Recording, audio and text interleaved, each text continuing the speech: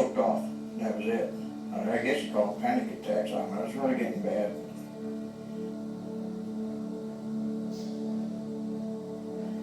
I even went to the emergency room one night with it.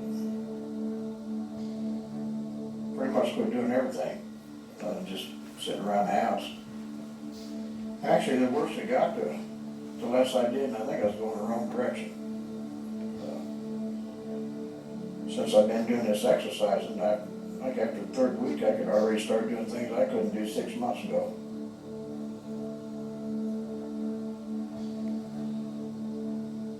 How you feeling? Pretty good. Better than I had in a couple of years, 3 or 4 years really.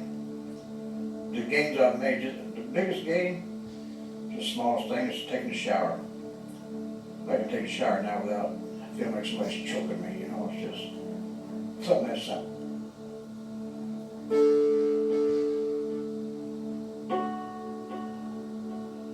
We call hyperinflated emphysema, and in layman's terms, it just means their lungs have gotten bigger. I mean, the emphysema damages the airway, and so it destroys the walls in these very small little respiratory units called alveoli, and it causes the lung to get bigger and bigger. And when it does that, it raises the pressure in the chest and it pushes down on the diaphragm, which is the muscle we use to breathe with.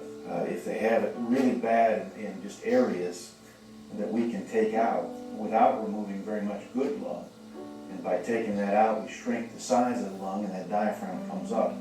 These emphysema people have no other treatments. I mean, they've already maximized out when they come to see us. So while it's not really a miracle, it is pretty miraculous. It's like that for us too. I just saw 3 patients in my clinic today, and to see the delight in their faces about how much better they are and the things that they're able to do that they weren't able to do before, that's a miracle. I see it that way. We have a group of really, really dedicated people for all of this, and a majority of the people involved have been doing this with us for a long time, all the way from the people in pulmonary rehab that spend, innumerable amount of hours with these people and becoming their friends and, spurring them on. The bottom line is it's a labor of love with a lot of people, and it takes that to make this work. They are all so very dedicated. I mean, I just don't know any other way to say it. They're just, everyone is very dedicated to these patients.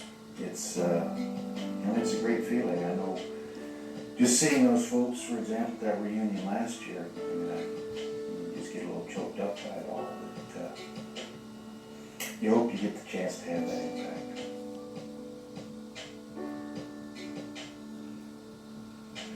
I don't know how to put it, really. It's completely different. Completely different. Before my surgery, of course that rehab has helped me before the surgery. I was actually doing more after I started doing rehab than I did before the rehab. But still, before the surgery, it wasn't worth the darn. But after the surgery, it's almost like a new person. Yeah, it's a new life. Everybody knows the difference that knows me because I like to yak, and before that I couldn't hardly talk. It was hard pushing that air out.